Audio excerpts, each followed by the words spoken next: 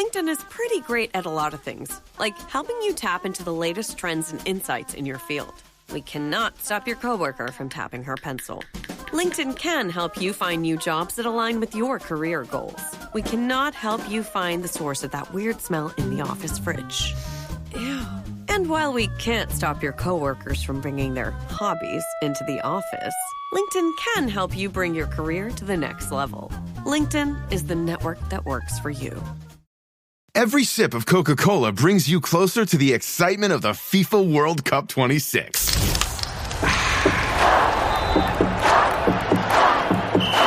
Because nothing compares to the joy. So grab a Coke and drink in the FIFA World Cup 26. No purchase necessary. 13 plus in 50 U.S. states and D.C. with a web-enabled device. Ends March 1st with 8 entry periods. Rules at cokeurl.com/soccer rules. Disney Plus wants to know, are you ready? Yes! For Marvel Studios' Thunderbolts, The New Avengers, now streaming on Disney Plus. Let's do this. One of the best Marvel movies of all time is now streaming on Disney Plus. Hey, you weren't listening to me. I said Thunderbolts, The New Avengers is now streaming on Disney Plus. Meet the New Avengers. That's cool name. Marvel Studios' Thunderbolts, The New Avengers, rated PG-13, now streaming on, you guessed it, Disney Plus. Hi guys, how you doing? It's Mick Tully from World Martial Arts Television. Welcome to the show, sir. It's the one and only Mr. Robert Allen Pittman. And if you don't mind, we're going to start straight at the beginning of how we got connected. And you've got a series of upcoming projects that you're going to be working with Mahi on. So tell us, what are you going to be doing for Mahi? Okay, basically, Mahi's idea is the extension and evolution of hopology, or HOPLOLOGY more properly, which is the study of weaponized combat.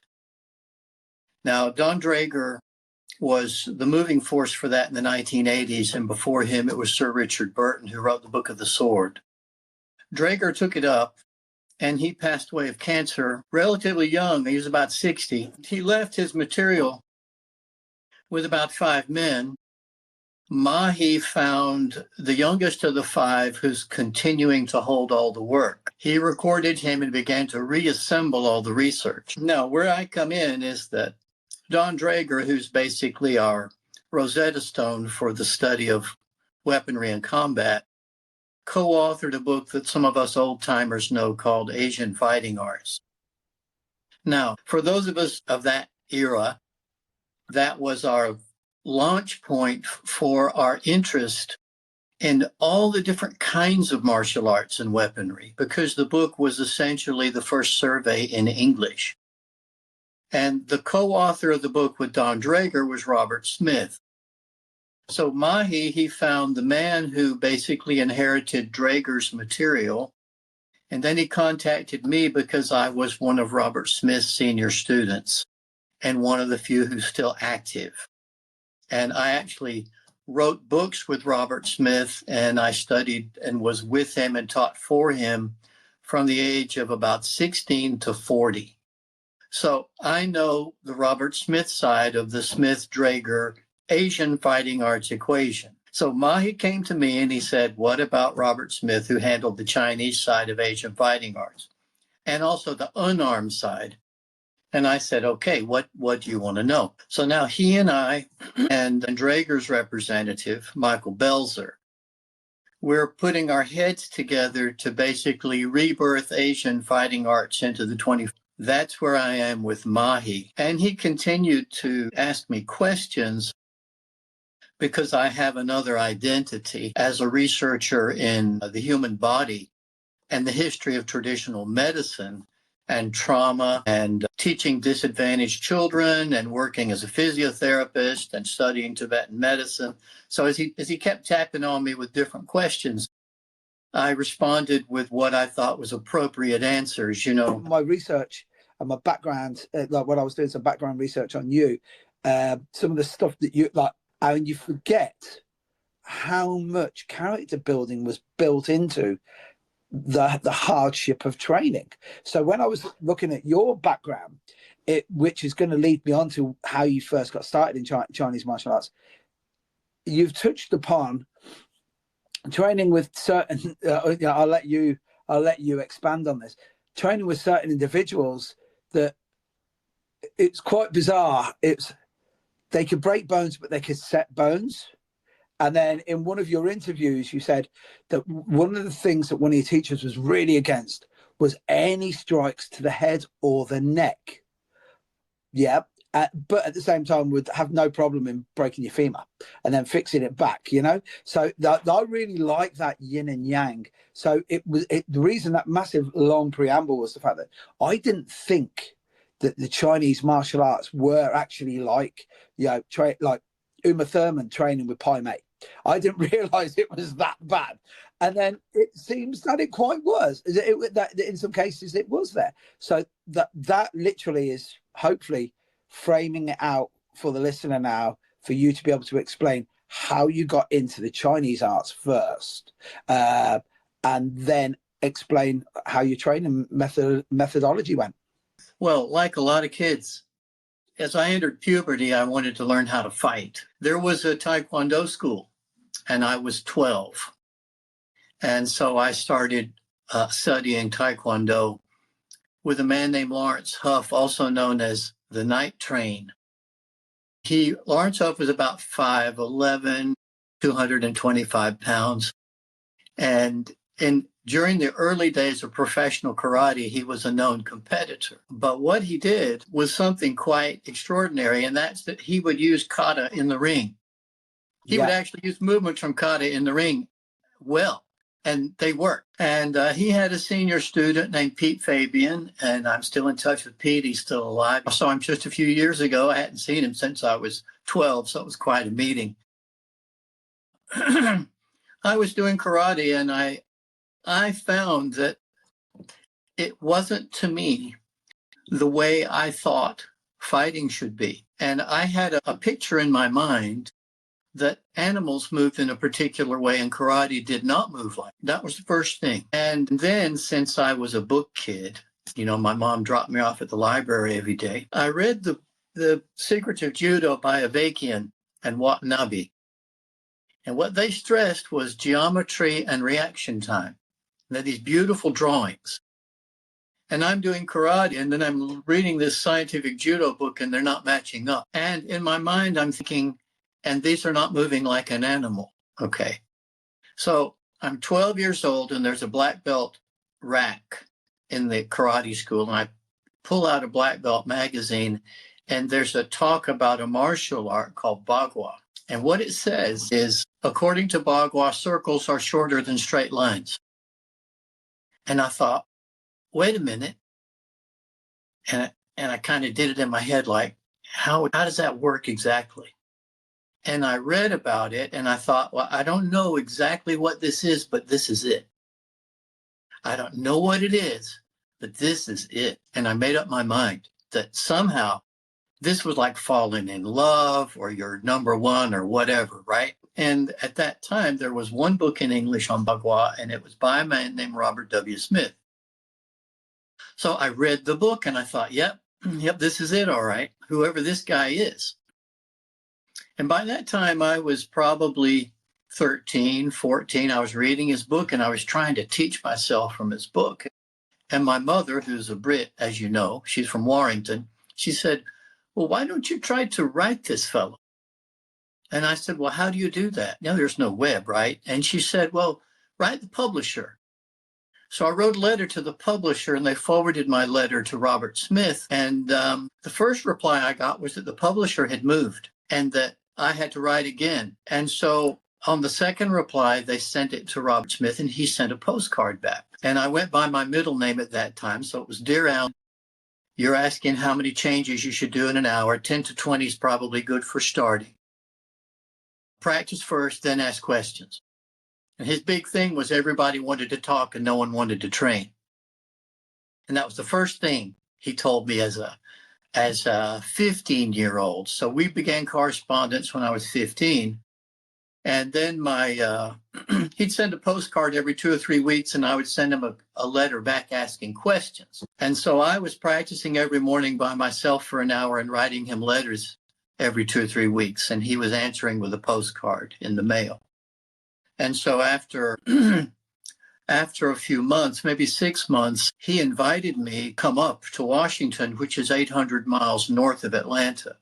And I wasn't old enough for a driver's license. And my friend Danny, who was 5 years older than me, who's still alive and now in Thailand, he said to me, "I'd like to meet this Robert Smith. I'll drive you up."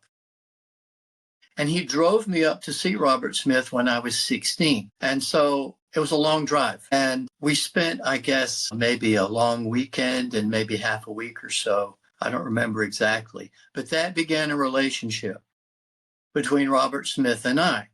So I was 16 and he must have been in his late to 40s. And to me, this was the guy to study with because I'd read his book. He was obviously competent. He was a great raconteur, a great storyteller. He had been a sandan in judo from the Kotan and boxed and wrestled coming out of the Depression as a young man. When he told me boxers boxed because they were hungry. And he said that was the difference between a modern boxer and an old boxer was the old ones, they wanted that steak on the dinner plate. And it was that desperate. And so the mentality was very different. So he would get these ideas across to me while teaching me Ba-gua, and he could be very irritating. And I was a young man, and his whole thing was about testing character. And it was only as the years passed that I realized he was fairly high ranked as a researcher in the CIA. And so that developed another kind of grooming as far as my training. Basically, he advised me on reading and on martial arts and on life in general, and was molding me to be a particular kind of character. Yeah. So that gives you an overview, and that went on. I didn't separate from Robert. Right. So basically, I studied with him till I was 40. So he became very much a sort of secondary family figure.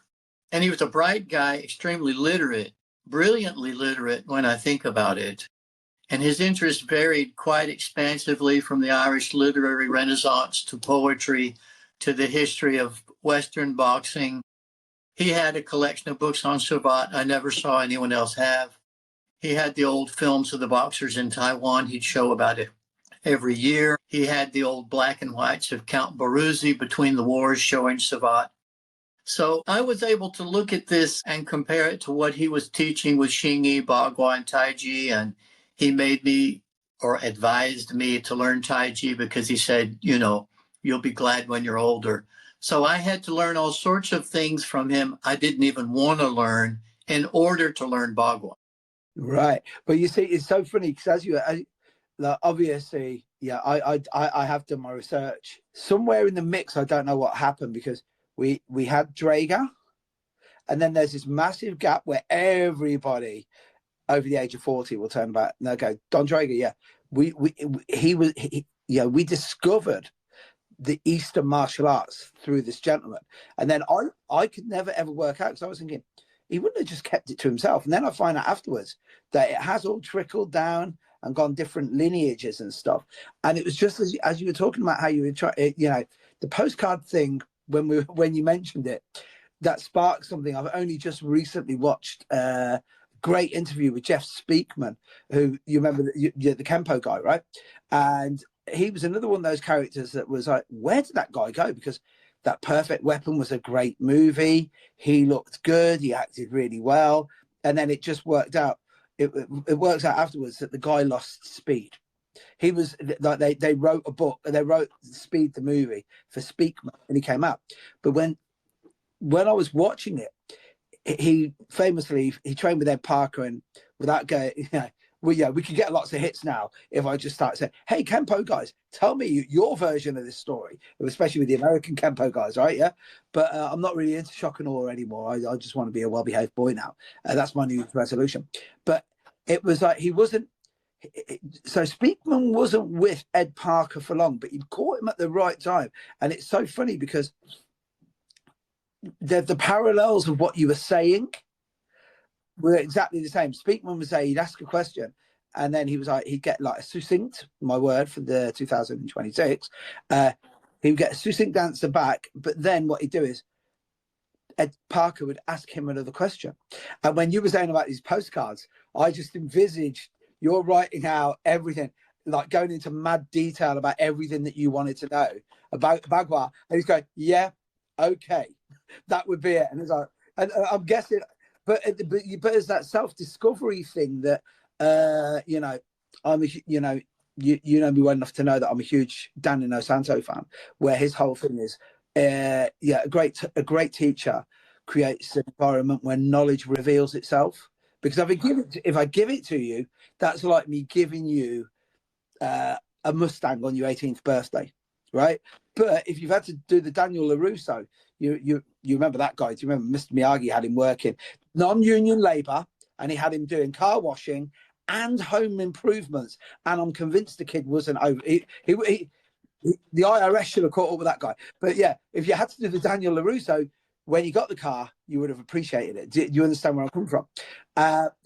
So your early training, which it's crazy to talk about this as a chapter in your life, but your early training that brought you to, say, 40 years of age, how much of that period was physical training, and then also the research and the more, as you said, the not wanting guys to train more and talk less.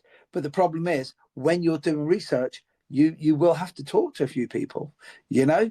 So what sort of balance were you looking at, or what sort of balance did Robert Smith have you doing? Okay, I trained a minimum of an hour a day, 5 days a week, 5 mornings a week, a minimum, for 7 years. And I had a curriculum that consisted of the Hsing-i 5 elements, the linking form, the first 8 tactical linear, short yang Tai Chi, and not Wang Su Chin, Ba-gua's Ba-gua, and basic chin up. And so Robert Smith was big on holding static postures. I got distended blood vessels in my legs. I had legs like a horse. I was a skinny kid with big legs, and he would also recommend reading, and he was heavily critical and would basically say people needed to work, and that since they had no discipline, they required a teacher. But because he didn't know me, he didn't understand my disposition. So what he didn't understand is when he wrote that if you practiced Ba-gua for 20 years, you'd become a master, I basically assumed I would then practice for 20 years and become a master. And so I actually took to heart what he wrote. Now, he was a very rock-ribbed conversationalist. So as a young man, toward me, he was highly judgmental. And so my approach to him was to read every author he quoted, and in conversation, quote that author back. Wow. And when he realized I was reading his books and quoting the people he quoted, he began to engage me, because I was probably the only 15-year-old who knew who Teilhard de Chardin was, or G.K. Chesterton, or Hilaire Belloc, or Robespierre, anybody. Because he quoted, I would go read it, and then it would come up in conversation, and I would ask him. So when I began to engage him on a literary level, he then put me in a different category. Right. And his other students envied me because they said, you get to come up and study with him and then leave without getting involved in politics. Yeah. Because he had his own circle of senior students and, you know, the usual layered birthday cake of politics and people. But I would come up as the Southern hick from Atlanta with the British mother. I was the youngest. Everybody else was involved in military. I was just a teenager. I wasn't involved in the department of anything. And he would teach me from that standpoint. His son had become a judo champion at the age of 15, stopped judo. I showed up at the age of 15 wanting to learn Ba-gua. So he just took it as an omen and we wrote it out. And after 7 years, I realized he was going to teach me everything but hands-on application. Right. all the form, all the training, all the philosophy, all the sophistry, all the literature, and all the hard work. Like make me circle for 4 hours and do forms for 4 hours straight. And if you don't mind me asking, why did he keep you away from the hands-on, just so that you could deep dive on the side? Well, he had several things going. One agenda was this. The first thing is you should program the nervous system. Yeah. Period. The body should be forced to move in a certain way, and it should become instinctive. That was one thing he was big on, was creating an instinctive series of responses through repetition. The other was, in many ways, he had never graduated from boot camp. So he had a boot camp mentality that you should just work till you drop. Very Japanese in a sense. Okay, and then thirdly, he was concerned about liability. And so his classes were not hands-on classes. So there wasn't the insurance package and all that we all take for granted now. Yeah. I mean, when he was teaching judo, it was different. But now he had a lot of genteel people now who just wanted to move around. So after 7 years, I realized I wasn't going to get the hands-on. So I went to Taiwan and I found Hsing-i Min. Hsing-i Min was a different kettle of fish, because I came to him and I said, I mean, it's a long story how I found him, because he had no school. And I said, I can't fight my way out of a wet paper bag. And he said, well, that's no problem. We'll just work on fighting. Hey. So that went to 2 years. Okay. And the first year I was with 4 students, and the second year I was alone with him 6 hours a day. When you were talking about the liability thing, in the UK, I remember the first time I ever had to sign a waiver when I was in Minnesota. I was at the Minnesota Cardi Group, and they were like, right, okay, can you sign this waiver? And I said, what for? And they were like, in case you injure anyone. And I said, no, tell them to keep their hands up. Like that was my approach, yeah. And they were like, oh no, they'll litigate you. And I was like, but they're coming into a gym that, you know, you're taking the risk of getting knocked out. That's just how it works. And my mentality, I couldn't get that. And now that's the norm now. You know, imagine going back to, like, even in the mid 80s, walking into a gym and say, you beat me up, I'll sue you. Your instructor would go, I'm just going to break your legs in the car park, mate. It's not going to happen. Well, the year I started with Robert Smith in 1975. Wow. Yeah. So that was, but it was funny that you mentioned earlier about the early competitive karate era, because that was blood and guts. You know, you only have to look at like Mike Stone, Chuck Norris, you know, those guys, they were fighting for real. And it was funny the way that when you mentioned earlier about your former instructor, where it's like he can make kata. So when I can see somebody use bunkai for real, because I'm like amazed, because I'm like this guy. I've seen loads of fights, and the easy way out of it is, you know, Robert, it's like, oh no, it's the principle, which is my favorite. So it's principle based, and you go, I'm looking really deeply into this principle here, and I can't see it. I see a move that sort of works. But like, if you can do that, I think that's the highest level of martial arts. My take on that is simply this: these kata, or these forms, whatever they were, they have a purpose. They had a purpose, and they were not kickboxing.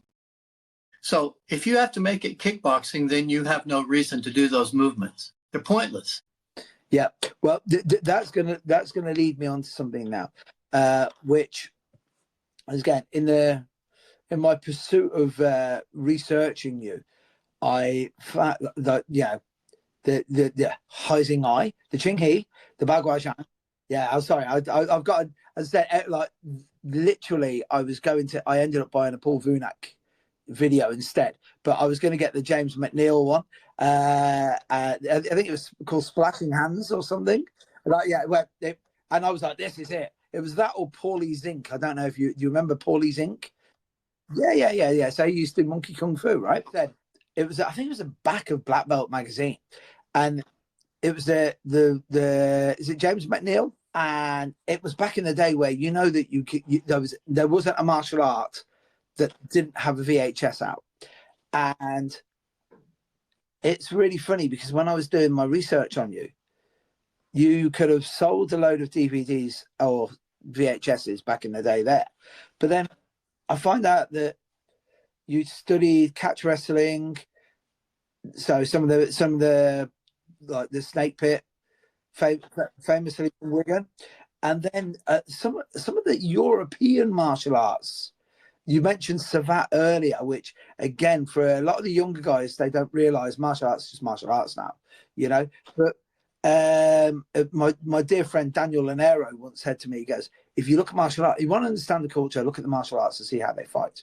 And he said it literally is indicative of that, you know, that collective, well, we used to have it, you know, where we had that collective personality of a country, really. So it was with Japan, karate makes complete sense, judo makes complete sense, and just as I'm saying it, that is exactly how the Japanese are.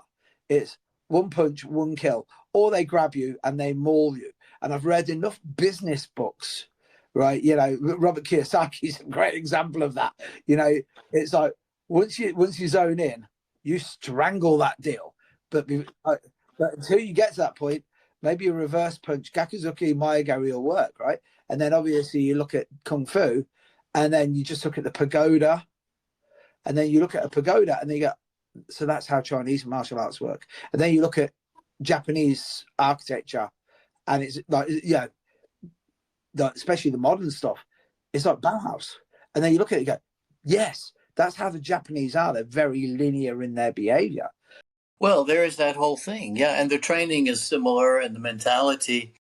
If you look at it, well, if we look at Chinese martial arts, and you've got about 400 branches roughly for the whole continent. And if you split, the 1940s split was between hard and soft, but it's a misnomer. Actually, there's no hard and soft martial arts. There's just different ways of training that are classified as hard and soft. Any art can be hard or soft. That's a misnomer. The same with the internal school and external school idea. These are all new terms.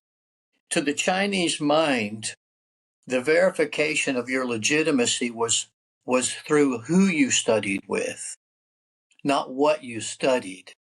They were known for who was your teacher? That's how they identified you, not what style did you do. It wasn't a style question. Now, so we've got that in the continent. Now, because of the popularity of the Shaolin Temple in the year 1200, we basically got a jump-off point for the junction of martial arts. Because the Shaolin reaches its height probably from 12 to 1400, everybody knows about the Shaolin Temple. It was like the railroad round table of trains coming in and out for martial arts. Yeah. And they had achieved the objective of basically becoming the emperor's favored militia squadron.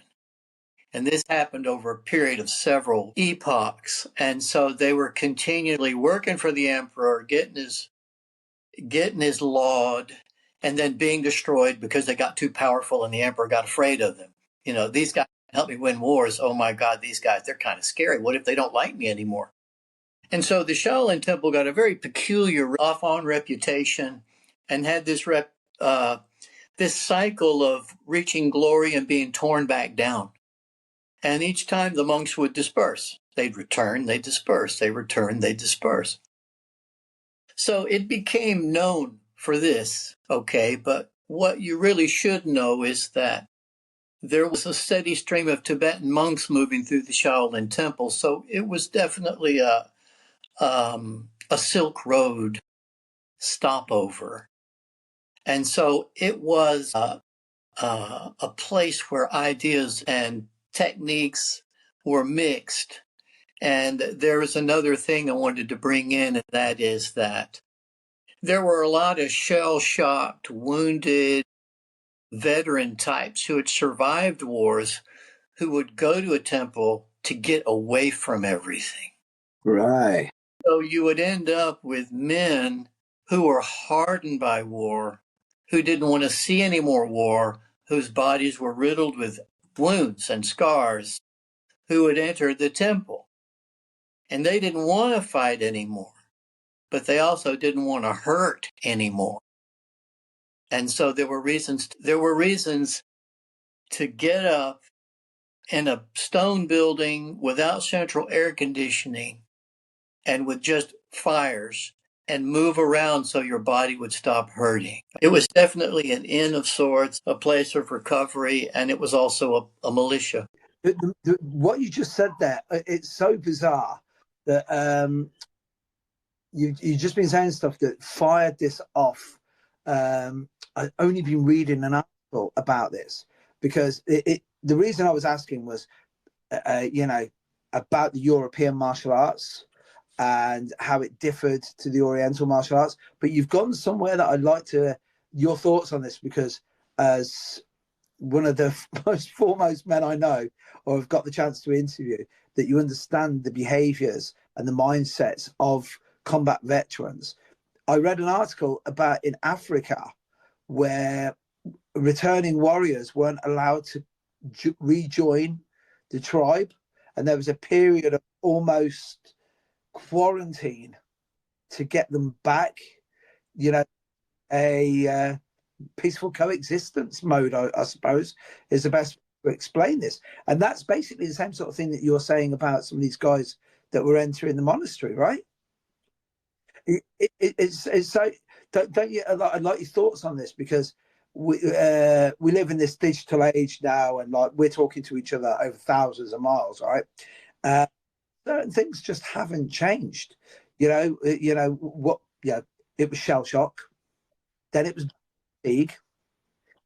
What I can't remember. I can't remember who I watched a documentary on it where they were using it, how the terminology changed for every single war, and then we finally turned around and said it was post-traumatic stress disorder.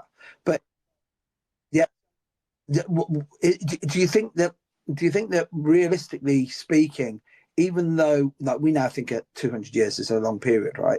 But we're talking now almost millennia, and it's the same problems that, I know this myself because I've had a couple of traumatic experiences in the past and dealt with it, and I live, but I'm not any better.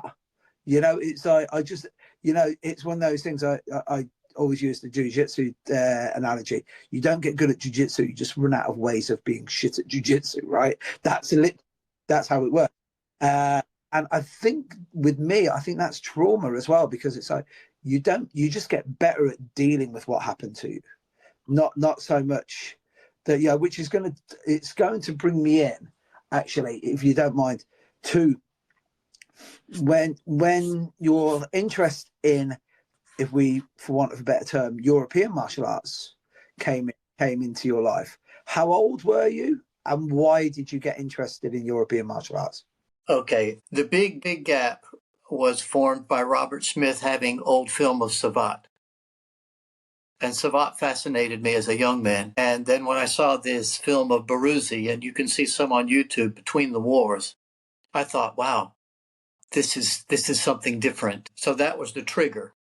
Now, what happened was when I got back from Taiwan, having been roasted on the rotisserie by Hung for a year, I had a work for my family in a bookshop, and one of our clients came in and he said, I was just at this Jeet Kune Do school, and there was a wrestler there from Ireland, and I thought, and he's a big, strong guy, and I thought, I just got back from having my hide tanned by Hung, and I didn't want more of that. And I said, well, there's a lot of big, strong guys out there who can hurt you. I'm not really interested. And he said, no, you don't understand. He's really good. And I thought, yeah. Because to me, wrestling was basically two strong men colliding. Yeah. And I was back from Taiwan, and that was my view of wrestling. Equally matched bulls colliding. And so I didn't give him much time of day. And he came in a week later. He said, no, this guy's different. He can recite poetry, old Irish poetry. And I thought, well, that rang a bell. And I thought, well, wait a minute, maybe there's something of value going on. And so I went to this school, and it wasn't a proper Jeet Kune Do school. It was run by a guy named Kelly McClung, who had piecemealed his experiences in different workshops. So it was your typical Jeet Kune Do, Kali, Eskrima, Tai Chi, whatever else.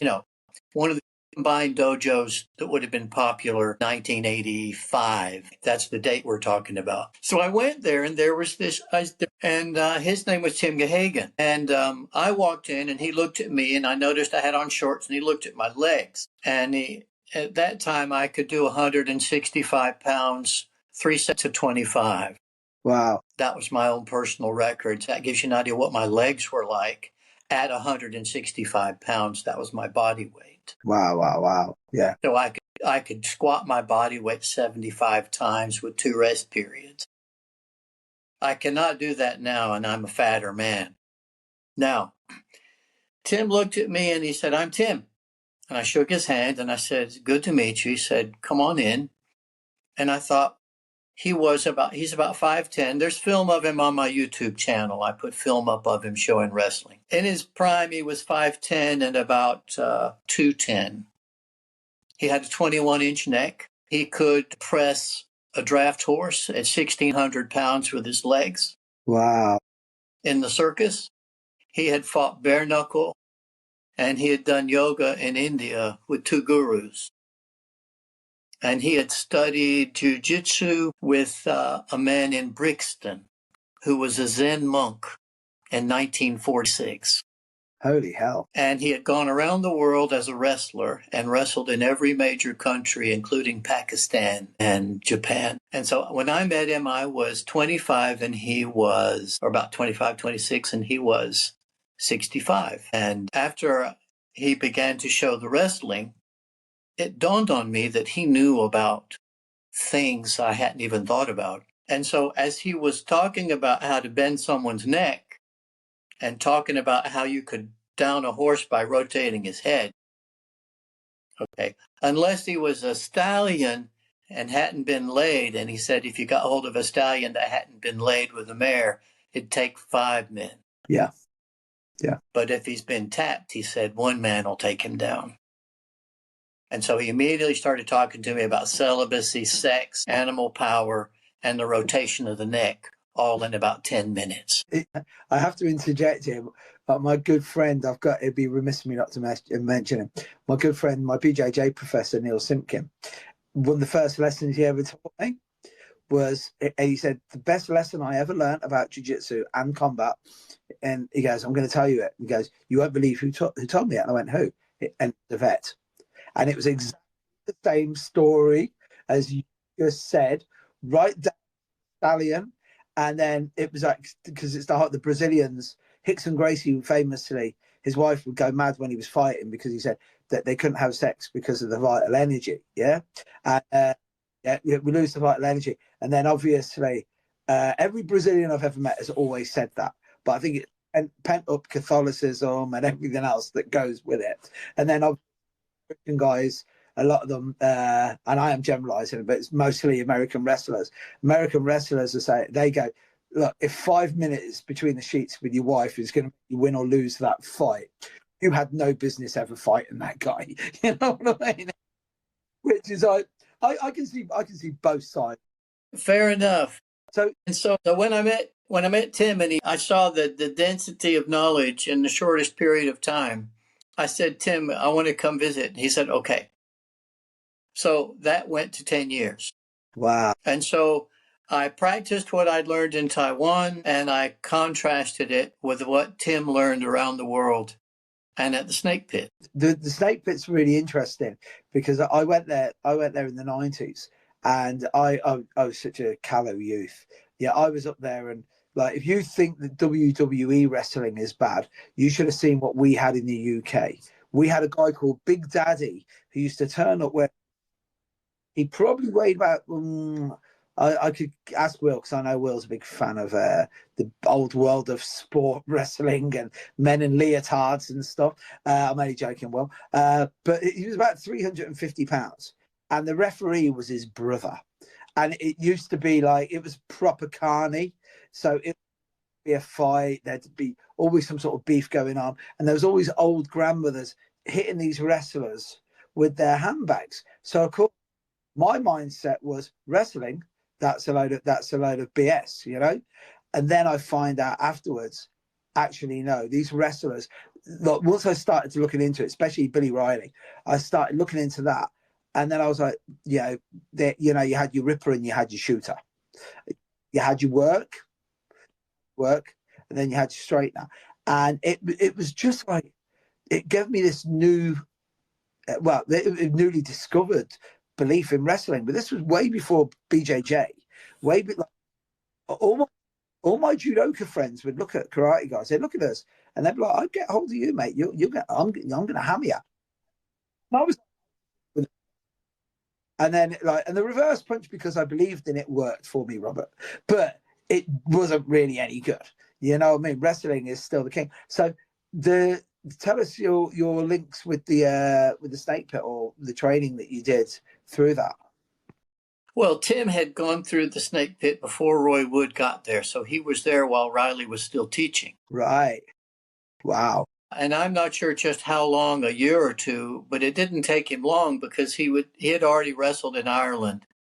So he was probably with them for a year or two before he started his world tour. And by the time he was with the Rileys, he was back and forth to London with this old jiu-jitsu chap. So he had already learned variations on the leg hold. And by the time I met Tim, he said, "You know how many toe holds Farmer Burns had?" I said, "How many?" He said he had 33 separate toe holds.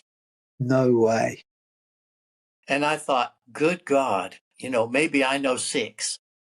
But if you toe in and toe out, that could easily be 12. But if you've got 33 distinct variations, anterior, posterior, and lateral, you're a fucking holy terror. Oh, unbelievable. But again, I have to interject here because, you got me now geeking out, right? So Hackenschmidt, hero of mine. Gotch, Frank, Carl, both heroes of mine. But the man that really nobody ever really realised, like Farmer Burns famously would put a noose around his neck, and that was part of his training. That was part of his training method. And then people because I remember the first time I ever read about Farmer Burns, and I mentioned it to a good friend of mine, Jeff Thompson, and he had no idea. He knew about Hackenschmidt and he knew about Gotch, but most of the stories he knew were anecdotal stories, because the snake pit is really bizarre because just the story behind it. When you mentioned Roy Wood as well, is like these were tougher dudes after doing 12 hours down a pit. Yeah, it was recreation. Think of it. Yeah. That was their idea of fun. Yeah, beating the crap out of another human being after being on the coalface all day. It's like unbelievable. Well, this is going to lead me into, again, as part of research, it makes me sound like you might have to speak. I don't want to get me flagged here because I've got Alexa listening to me in my house. But I don't want to sound like I need to be put on the watch list by one of your CIA friends. But while I was doing my research, which makes me look like a real stalker here now, is you hitchhiked around the UK? I did. Yeah, that's another story. I was very young when I did that. Yeah, I was 19. Yeah. And what brought you over, first of all, and what did you experience while you were in the green and pleasant land here? Okay, my mother's Brit. My grandfather was still alive, and I wanted to see him. And my best friend Tony and we came over at the age of 19, and we had backpacks, typical young Americans. And we went from, I guess we went from Llandudno to Inverness. Holy hell. Maybe Blaenau-Festiniog to up past Inverness. Yeah, Aberdeen. Yeah. Yeah. Yeah, we did. Yeah. So I got a look at the UK, and then I went to see me, Grammy. Yes. Warrington, and see my grandfather, who had survived World War I in the Battle of the Somme. Holy hell. And he was a horse courier, and he had cancer at the time, so I helped him on the way out when I was 19. Right. I hadn't seen him since I was 5, and he was a remarkable character, as you can imagine. He was a real old Viking-type northerner, but a real gentleman, and I didn't touch wrestling at that time. I had Draeger's book on Penchak and Steiner's book on school teaching. And I was 19 and I was reading those books and tending my grandfather who was passing away from cancer. And, you know, that was that period of my life. And then the backpacking with my friend Tony, and we did basically the length of the place. At that time, Warrington was pretty tough. Yeah, it still is. Yeah, but I mean, back then, I mean, I never been spit on before. Yeah. We weren't in America. I wasn't used to walking down a sidewalk and having someone pass me and spit on me. Right. And I thought, God, this is rough shit. I experienced the North at probably one of its most depressed times. That would have been 1979, 1978. Yes. Yeah. Oh. And that was before they got any EU help or any packages of money from the South. It was really run down. It was basically like a bad version of a tenement. Yeah. But you know what I'm talking about. Yeah. Yeah. And so I found it depressing. There were still shell holes in certain buildings. Still, after World War II, there were still shell holes in certain buildings. So for me as a 19-year-old, it was like, geez, I felt like I was entering the apocalyptic vision, you know. Initially, when you said about the backpacking, the film geek that I am, I had vision of American Werewolf in London time. Yeah. Going into and then you tell me you go to Warrington. I go, oh, no. It really was a horror movie. Yeah, it was rough, but I mean, I met Rose Lee. I had a contact with Robert Smith, and Rose Lee, I mean, what a character, a descended Beijing royal house woman teaching Hsing-i in Manchester at a college. Talk about a displaced creature. And a renegade Catholic nun. Wow. An impeccable skill. But no hands-on, just impeccable posture. She could bring her heel up under her chin and kick straight out. Wow. Her Ba-gua was completely Hsing-i-ized, very abrupt and quick and rapid and snappy. And I learned her Ba-gua, and I ended up staying in touch with her until her death. Yeah. But I met her when I was 19. Yeah. I died around 2000. What was it like first meeting Rosie? It was winter. She turned her back to the radiator and put her arms like this and leaned back, and she looked at me and she said, "What do you want out of me?" And that was the beginning. And I said, "Well, whatever you want to teach me." And she said, "Well, you cannot do Hsing-i unless you do Tai Chi with me for 2 years first." And so that was her left jab. Yeah. And then I said, "Well, I'm really interested in Ba-gua." And she said, "Well, anybody can do that." She wasn't a big fan of Ba-gua. She, it's like anybody can do Ba-gua. That wasn't special to her. Her Hsing-i was like her specialty. And that got teased out of her students more than her, because I never got a lot of time with her on Hsing-i. But the Ba-gua definitely, and then in her Tai Chi class. And I'm still in touch with Rose Lee's students. Right, and I hold on to people like a terrier with a rag. So, I'm not known for my duplicity. This is leading me on now, so to something that I need to really get you to deep dive and explain to me, right? Because at my age now, the wisdom of the body, right? Your book, first of all, but it's not so much the book that I'm really not saying that I'm not interested in it. It's the whole rationale behind. You mentioned it earlier. So your whole rationale behind the connection between the body and the mind and the spirit and the well-being, and you work with people with depression, anxiety, PTSD, everything that's come from the movement side of things, right? Which fascinates me, because we're now finally starting to understand the correlation between the mind and the body. So that's one thing. And then I think it's the fact that you touched on it earlier, where I really want to believe in Chi, but I did want to believe in Father Christmas once, but I really believe in physics. And you mentioned earlier about how a circle and a straight line, and then the geometry and the force.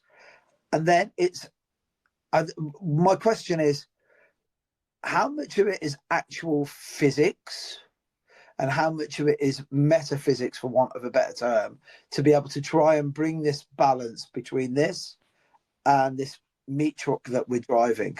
Yeah. So what drove you into researching first, and then what have you come up with?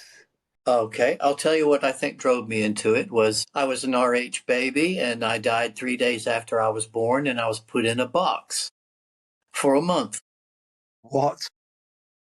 And so because 3 days after I was born, my heart stopped and they put me in ice and they revived me. And I came back and they began transfusions. And so I was put in a box for a month, and then they let me go home after circumcising me. So basically, what was programmed into my base brain was that the world is a dangerous place. Right. And so my base brain has no mother bonding. And so I have a gap. Yeah. You understand? No, well, more than you know. More than you. Yeah. Yeah. Now, my parents were very stable, thank God, because I have that gap. Now, I will tell you that Robert Smith and I, we had a bond because of that gap, because he had been nearly beaten to death twice as a 4-year-old in the orphanage. And so there was a silent agreement between us that the world was a diabolically dangerous place. And this was an assumed or tacit agreement. So when he would look at me and I would look at him, something transcended all of our age difference. Yeah. You understand? 100%. And that was our link. Now, I got interested in the medical side because at a certain point in my life, I thought, what's wrong with me? Right? Puberty hit. I thought, what's wrong with me? Right? We always want to know, what is it? So I had an early interest in medicine. So at 18, I had a friend whose father was an eye surgeon. He got me a job as an assistant in a hospital with a physiotherapy team.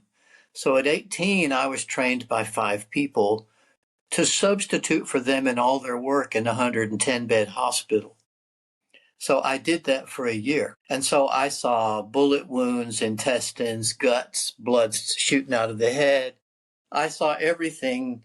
I saw third-degree burns over 75% of a human body. And I bathed the bodies and I peeled the skin off. Now, by the time I was 19, I feel like I had seen the psychological equivalent of war because of that. So that informed me about why you don't drive fast or play with guns. Yeah. Yeah. And so when I bring that consciousness to my students, I realize they haven't seen it or smelled it. And so sometimes I have to tell them, this is what burned flesh smells like. Okay. Now, this enlightens them because then they begin to understand why you do things and don't do things a certain way. So after that, my interest went from this garish aspect. I got interested in how cultures looked at the human body because I was studying Chinese martial arts. And I said to Tim, who toured the world, I said, what should I look at? What medical system gives me the adequate coverage or mapping to figure out how the body has been seen through history? And he said, well, you'll need to look at Tibetan medicine because it's an unbroken system. He said, normally I'd have you look at Vedic medicine, but it's been broken and reassembled a lot. So find some Tibetans. And fortunately, I met some. And they said, well, you can't study medicine until you study Buddhism. So that turned into 10 years. And eventually I ended up being the bodyguard for the Dalai Lama. So that's another story. Yeah. But it brought me into understanding the psychology of the body, or how the mind affects the body, which is where we're going with this.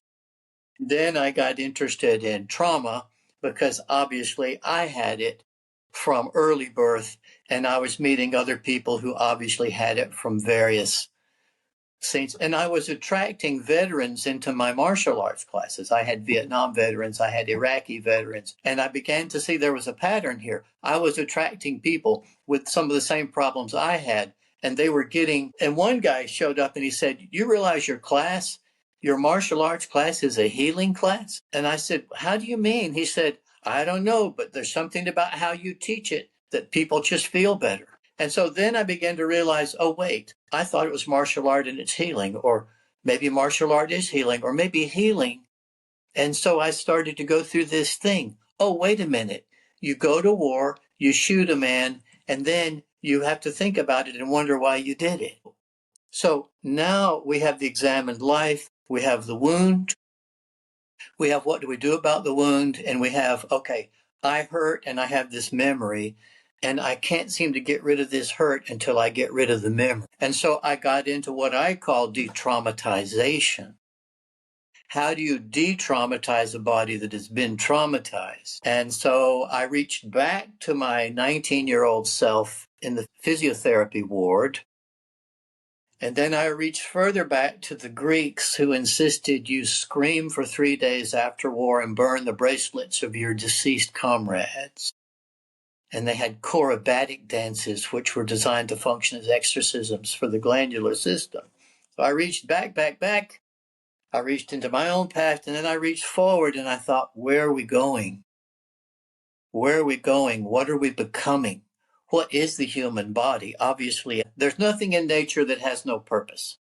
Every creature is designed with specific purpose. And I thought, what is the human body? What does it want? What is the purpose? And that's when I went to ground zero and forgot all about martial arts styles and hurting people and thought, what is it? Obviously, we have a body that we occupy that we have no clue what it does and how it works. We have all these pad answers and all these people who've lost their minds. And so I went all the way to ground zero. And by that time, I was living in Brittany, France, in the worst weather of all on the coast, in an old Knight Templar farmhouse reconstructed. And I was putting together my life from scratch. And my father died during that time, and I was on the floor trying to figure out what was I doing as an infant, and how does the base brain form, and what happened to me. And that turned into a system of wisdom of the body. And wisdom of the body is, what do all people do on the floor as infants, and how does their brain format before they can even speak?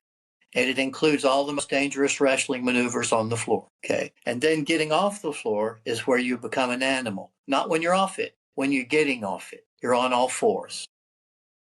That's a whole other set of tactics. That's a whole other set of psychology, and that is the history of yoga, which is how to get off and on the floor. But it's also the history of humanity, how to get off and on the floor and how to stand up for yourself.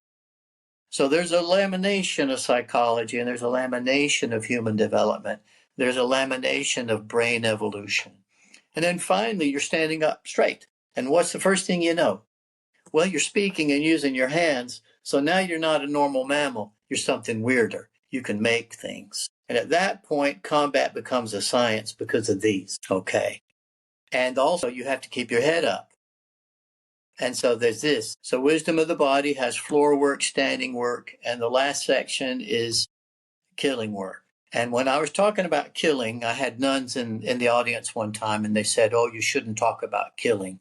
That's not very godly. And I looked at the nuns in the audience and I said, if you want to understand the nature of the wound, you have to understand the nature of what made it and why. And those nuns got the most beautiful look on their face you had ever seen.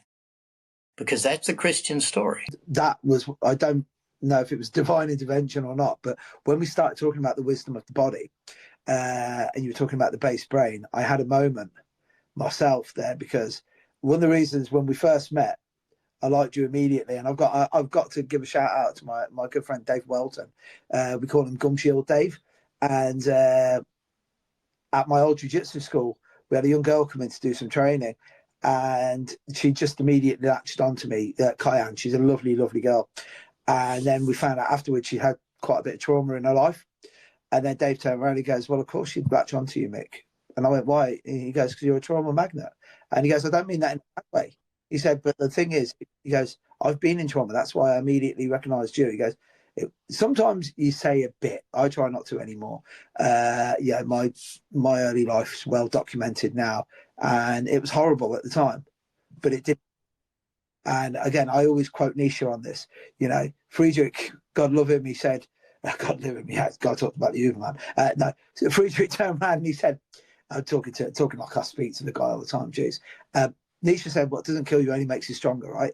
What he didn't mention was it really effing hurts. I'm trying to don't get monetized it, and it still hurts. It was when, yeah, it's one of my it's a bit of a bugbear of mine in martial arts, because when you get people who try and talk like they've been in the trenches, and I've never been in the military, but I've been in the metaphorical trenches, as I've said time and time again. Before I met wife, I'm sure I was loved, but I didn't feel like I was loved.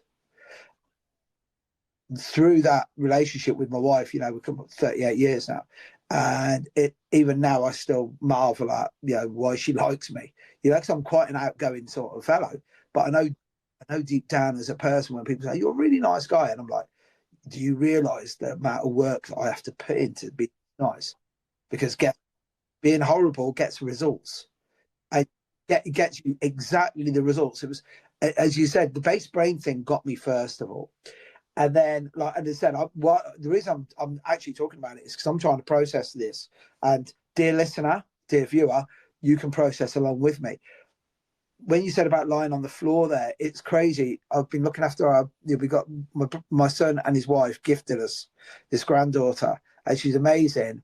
And I'm having, like, I'm not saying I'm having to look after her. I'm not. I take a day off a week now so that I can be with my wife to just be a grandfather. And I placed her down literally in the room. This is my wife's crafts room that I'm in at the moment. And that's how middle class and middle aged I am now. You remember years ago, that was a spare bedroom. And then you get to that point in your life where, no, that's where my wife paints now. Yeah, no one's going to move back into that room now. That's the room. But I placed my daughter down and lay her down for a second, and she had a look of like terror, because it was just so bewildering to her. And it's one of the things that, again, I've heard all these cliches about like rediscovering things through your grandchildren. Yeah, I'll tell you right now, I thought it was all bullshit. Honestly, I just thought it was just overly emotional people trying to work stuff out in their head. And then it was like, no, it is the truth. And she had this look of terror for a minute. And it was when you said they're lying down there thrashing, and she was moving her arms around. For that split second, I looked at her and I went, you literally are helpless.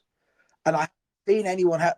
Maybe when my children were younger, but I wasn't aware or mature enough to realize it. And then when you said about the all fours bit, and you know, that's being an early mammal. And of course it is.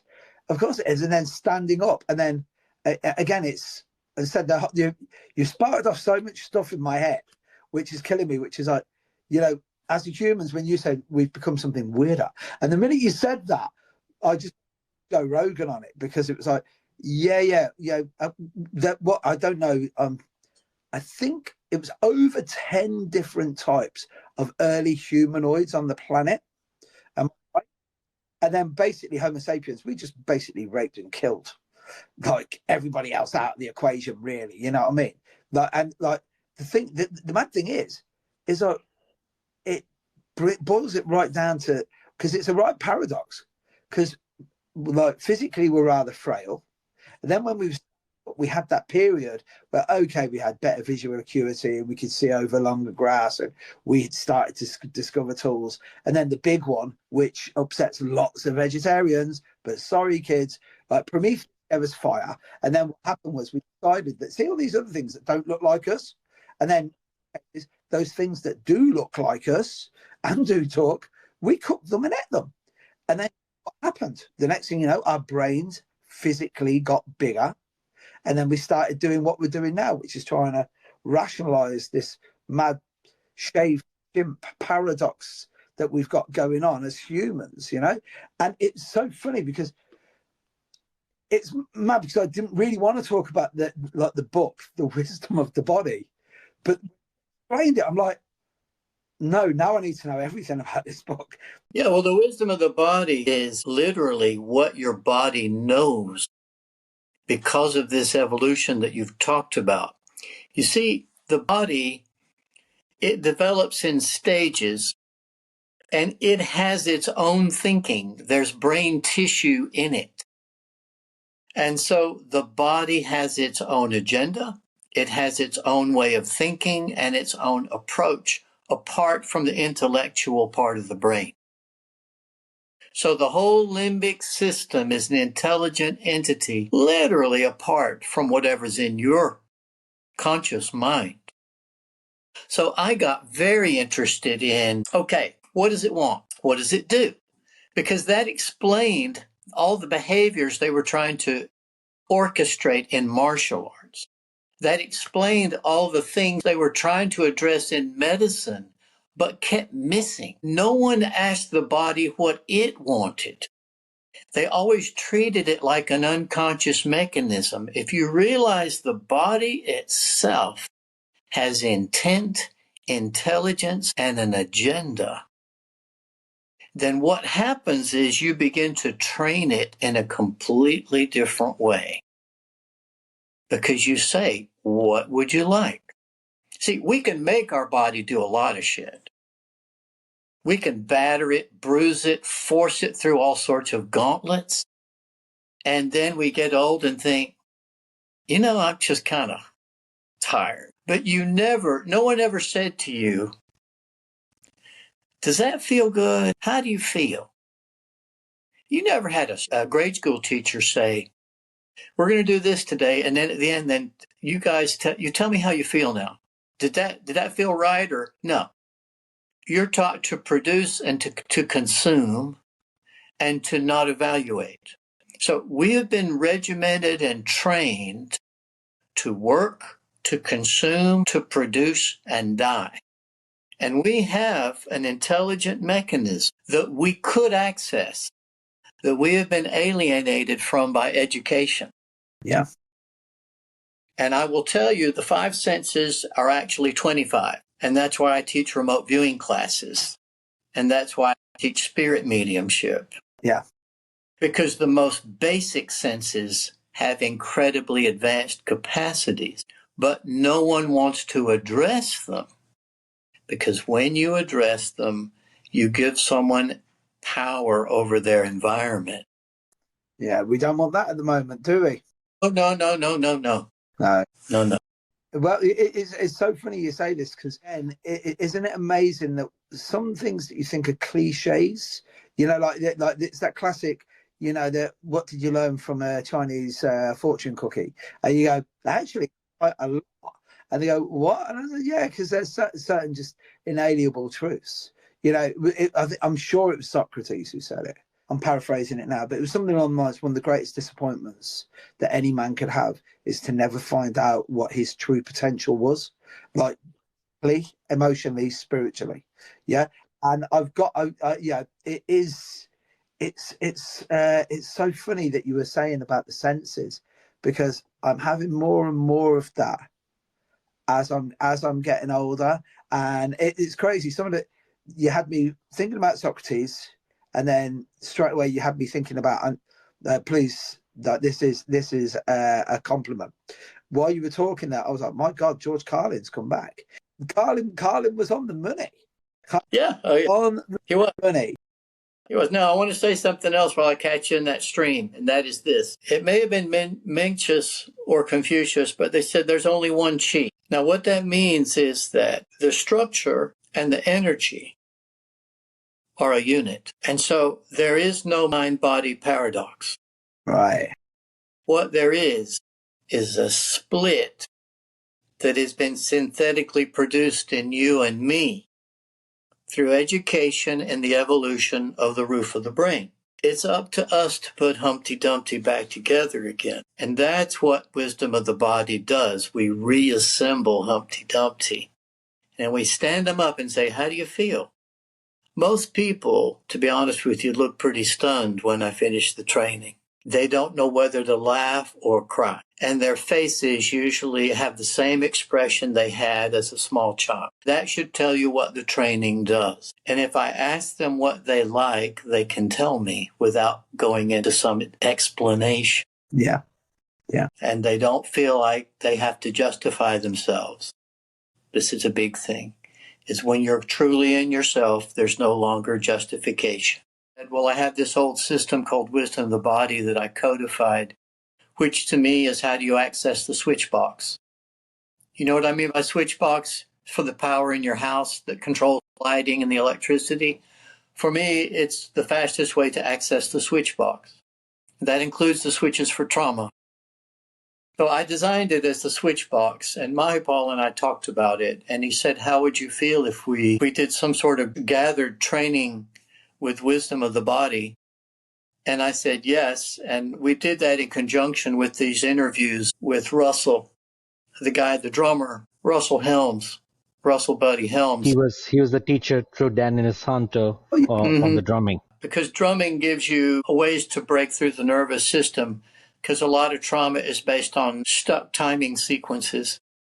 And if you move with different rhythms, what happens is you change your sense of time. When you change your sense of time, you release trauma because you stop living in cycles. So I said, yeah, Mahipal, we can do the Wisdom of the Body, but I'll want to use Russell's drumming. And so he's agreed with me that we could possibly connect these and do some sort of group work. And the function would be to go back and rewire the base brain as much as possible and basically de-traumatize and awaken. That's what we've got so far, I think. Yeah, and I think what we are looking at doing is, given that this is so esoteric and yet everybody needs it in some way, right? Especially those of us in fighting, right? We're all screwed up in certain ways, you know? I'm just cutting to the chase, right? And I like to say we're exquisitely screwed up, but which means that we should exquisitely get well. So one of the things that we are hoping is that Robert and I will work with Robert and get Robert's kind of a brain suck and a group work in which we get this out, and it's all Robert's and it all goes to him, and that's the gist of it. And for me, also preserve this knowledge so that it's not lost as a part of what we do with immersion. Does that sound about right, Alan?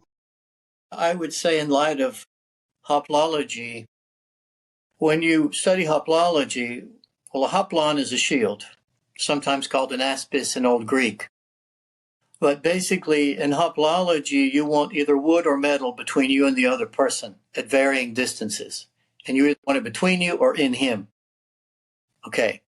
Now, there's a human body on the other side of that wood and metal. Okay.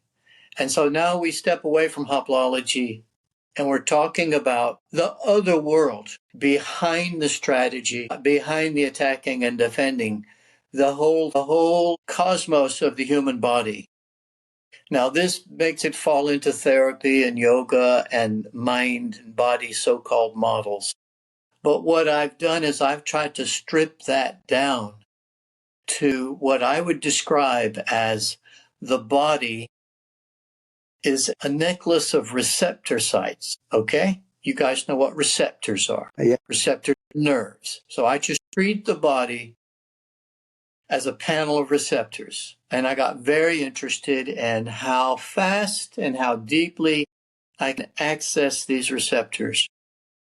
Because I have deep trauma, I want to know how to either wash it, calibrate it, or reclassify it. So I'm not overreacting because I want to have fun. Yeah. I'm running out of time. Okay. You know, the idea generally is you go out the way you came in. So let's go out fun. But to bring that fun back, there's an awful lot of release and an awful lot of overthink and an awful lot of strange corrugated educational protocols and twisted metal that we really have to eject. And so that's where I'm coming from, is how do you iron the fabric back out so that it's smooth? And there are ways to do this. There are methods to do it. And I've gone over some of it with Mahipal, some little tricks. And it's just never been strung together in a system. I've gotten it probably from 12 different countries and 12 different teachers. It's basically what works. So I look at it like a Swiss Army knife, and I teach it very technically with no esoterics. I'll just say, notice you do this and you feel this way. And occasionally I'll say psychologically, it may backlog you here. But generally I teach everything technically in a very straightforward, Western, non-philosophical, no woo-woo approach. And then if someone wants to get woo-woo or talk about St. Ignatius, I'll say, yeah, third station on the cross in the monastery, you can do it, you'll access it. Yeah. Next. Yeah. But I won't go there unless someone brings it up. Yeah. Okay. All right. So it's a stripped down system. Wisdom of the body is a stripped down system of accessing neuroreceptors. So how are you going to roll this out, or is this an in-person training, or is this in the age of Zoom remote? Can it be remotely learned as well? Yeah, so that's the thing. We'll do this remote, but also more importantly, he's coming to the UK, man. You should go learn it with him in person. Organize that seminar. Yeah, Robert, I really, really like that. So what we're going to do is we're going to wrap it up, right? But if you don't mind, what I'd like you to do first is a quick recap, basically, of where you and Mahi are going to go. Okay, well, if we do wisdom of the body, it's basically three modules, and there's floor work, standing work, and then there's what you would call combat or survival. Because for me, it's much more about escape from a larger predator than battle against a predator. So I'm looking at it from the survival point of view rather than the victory point of view. So I have something called the Amazon dance, because I designed it originally for girls to survive against attacks by men. So that's the way I classified that. So it's in 3 sections. To give you an idea of what the structure is, the body is broken into probably about 7 components, and I address it from the top down. And on the floor, we're doing infancy and pre-verbal. And this is where you get most of the de-traumatization, is when you lay on the floor. Right. When you begin to stand, you know what you find out? You begin to find out where you're weakest in your body. Because getting off the floor is the hardest thing you can do. Now, for the athletes, if they're already on all fours, we can start looking at the animal nature. But when you rise up from the crawling position, you'll find the weakest points in your hips and back. Yeah. Okay. And so you have to address that. In the standing position, now you're now looking at a spine that's vertical. And so standing is all about balance and how you experience your feet. And basically what I found is the Egyptians beat us to it by having a yoga that would bend the spine to 4 directions. Yeah. I look specifically at the Egyptian yoga there. And that splinters a bit, and we can go quite deep on that. So that's the second section. So there's floor work, de-traumatization, standing work. How do I keep my head and stay in my feet? Yeah. And then the survival is how to get away, how to evaluate. It's about distance and space and contact. You touch each other and you look at stuff. And by that time, hopefully, you're no longer in a competitive, victorious mode. You're in a completely neutral mode, realizing you're learning about your body in a standing position for the first time. So there's a very big change of psychology as you progress through it.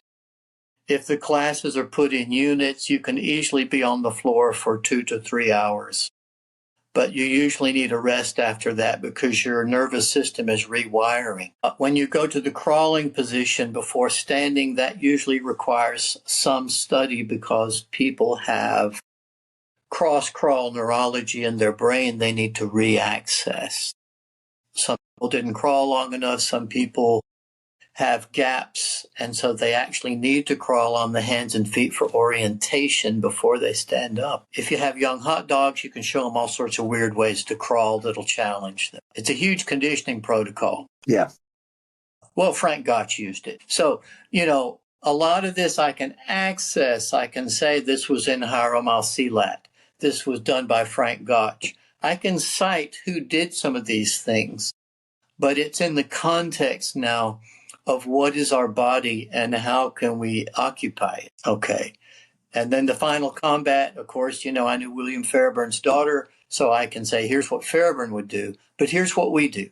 Okay, and here's what animals do. And so I can take a young girl and teach her how to dodge a stick. But it's because when you started off, when you were on about the Amazon program, it's crazy because I've just been rereading a lot of Sun Tzu. The Sun Tzu that I'm reading isn't the same Sun Tzu that I read when I was 16, 17. Yeah, it's completely different.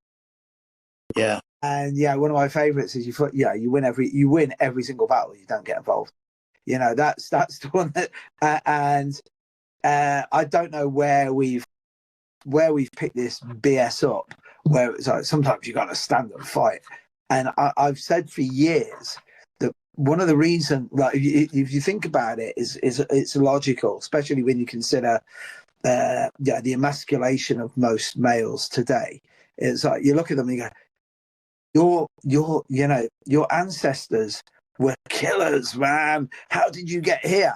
And then you look and go, no, your ancestors weren't killers. Your ancestors were the guys who ran. Yeah.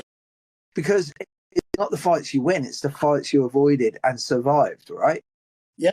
Yes, it's all about survival. It's not about the infliction of your concept of justice on another. Yes, now that's profound. And it's that, the when you were talking about the trauma, it was like with me.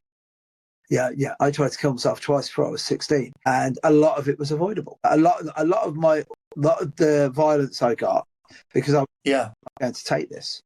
And I'm not saying that you should just live like a complete shit and okay, I'll be in fear of everything. But my issue was I could have avoided a lot of the drama that came my way. But it was like, as you said, which goes back to the Robert Smith thing, whereas when you've got the literal brains that me and you have. Yes. I'm sorry, but I can't live with myself. Uh-huh. And again, and I know I'm talking to a kindred spirit because we can't BS this shit. Like, unless I'm a very good actor. It's that bit where it's like, yeah, right, okay, so I'll take a kick in. I'd rather take a kick in every day of the week than have to live abroad. Right. And it wasn't the right or the wrong either, and it wasn't the good or the bad. It was just like, I know I can't live like this. I can't feel weak. I'm having a bit of a moment at the moment in my life at 57 where I'm realizing, and Dan Inosanto told me 25 years ago, he said, you won't always be this guy, Mike. Yeah, he calls me Mike because I say he knew Bruce Lee and he almost gets my name right. So I'm going to live with that, Yeah, yeah. But it's that whole thing where it's like, age will get you. And I was like, and he went, it gets everyone. And then he said, look, sure does. Muhammad Ali. But there's a reason why there is a stereotype of the wily old man. Yeah. That stereotype exists because wily old men and the old French masters of fencing, who were very shrewd and had great reflexes and lived to a long ripe age. This was done through very intelligent care of the body. And that's also possible. And what I've found is training the body and caring for the body is not identical. Exactly. Yeah. Now, I had a great uncle who was a missionary in South Africa who lived till he was 100. And what he did is he would wake up in the morning and take a cold shower and do a 2-mile walk and then massage all the muscles of his entire body for about half an hour. And all he got was a little bit deaf. His vision was good. His health was good. He moved like a big cat. And he was 100. Wow. So I saw that. And so I know that there is a way to intelligently age. There is a way to intelligently age, and that is not taught to us. And rarely do we have an example. And even Tim Gahagan, bless his heart, he got salivary gland cancer and died at 75. Wow. Hsing-i Min, a chain smoker, lived till he was about 80 some odd. Rose Lee lived until her 80s, but my great uncle, the one who massaged his body every day, who did have a black belt in jiu-jitsu from Lancashire, when the Jap went through, he lived till he was 100. So there's something about touch. There's something about understanding our body with touch and letting that go in. And this intelligent use, this intelligent view, this intelligent attitude of, I believe I can get a handle on this. And this has to be imparted to the students so there can be sufficient autonomy to self-nurture without the authority complex. Empower the student to nurture themselves. The very secret art. It's a very great secret because no one takes the time. You have to go inward a long way. As we've been having this conversation and you're talking about the various stages of development, and like as a 57-year-old guy, near 57-year-old guy, I'm like that going, how is it that I'm just learning how important crawling is? And I'm watching my granddaughter attempt it. Mm-hmm. One leg works, but the other one won't work. And she's doing this workaround where she's, I'm going to upset a few of my jiu-jitsu friends, but that butt scooting that you do in jiu-jitsu. Yes. Butt scooting her way around to be able to get. Oh, yes. But then everything that she touches, like she's just getting this amazing feedback. And it was like you were saying, we've been conditioned out of that. And it is crazy because if we look at our senses, what is the price, like being half deaf now, I've had to forego the hearing a little bit. So sight, is the big one, right? But what the two that and when I say that we forget it, we actually do, because you were talking about basically where we've been deprogrammed in certain ways, society, right? And through one of the biggest travesties. We've got two. So touch, like we don't even really think about that anymore, where we should do, because I'm looking at a child getting so much out of this, and I'm not going, maybe I should relook at this. Why is she finding this so comforting? And then the other one is taste, because now, like, when was the last time that you went out for a meal and thought about it being nutritionally balanced versus taste great? As I've said before, if you're getting all your calories from a Hostess cupcake, like, don't turn around to me and tell me that you're feeling shit, because no wonder. Look at what you yourself every single day. But it is crazy because I think that's, we mentioned Jimmy Carter earlier. I think that's some of the malaise that we've got at the moment. I'm quoting Jimmy Carter. I can't believe I'm doing that. But it's the malaise that we've got as a society at the moment, because it's like we don't even appreciate the really, really, really basic things that make us human. Well, if I was going to discuss wisdom of the body in a simple way, I would say it's an intense study of what makes us human. Yeah. And that is something that we don't get an education in, because we no longer go to the trouble of defining what it is to be human. That question is not allowed in academic circles anymore. It's not considered relevant. And yet it's the single question every great mind has asked since the beginning. Exactly. And if we don't go on asking that question, we will cease to evolve, because it is that question that allows us to evolve. So we are working on that axis with wisdom of the body. Now on touch, I'll say this. Touch has been sexualized. Yes. Now, I want to give you a model, and this is also for whoever listens to this. I want you to imagine there's a horseshoe. Now, a horseshoe is electromagnetic. I don't know if you know that. No. And if you put a copper core through it, it can generate electricity because the ends don't touch. And if they touch, it won't generate. Okay, now this is important. So if you have a U-shaped horseshoe like this, I'm doing it upside down like the omega in Greek. Yes. Okay, now at each end, at the end of one of the horseshoes is what I would call violence. And that is the most abusive, intense touch, is violence. Now, if you go all the way around the omega to the other end, is sex, okay? Now, if those ends touch, if you bring sex and violence together, it stops producing energy and it becomes dead. Now, separate them, and what you've got is the rainbow or the scale or the gauge of touch. from sexuality and procreation to touch to comfort to hugging to the hand on the shoulder to a kiss on the cheek to leaning shoulder to hip to holding the baby. And that will go all the way through the spectrum of touch. And then it will begin to escalate to your friends mocking you and punching you in the shoulder or slapping you on the behind because you lost the game. And then that will escalate to I will slap you back. And pretty soon you're at full battle again. So I want you to see that touch has battle and then all these variations of horseplay, all the way up to affection. And notice there's a scale between horseplay and genuine affection. It's never discussed. And then from horseplay, you work around and you work levels of intimacy. Now, what's interesting is the same position you use for tango is you use for strangulation. Wow.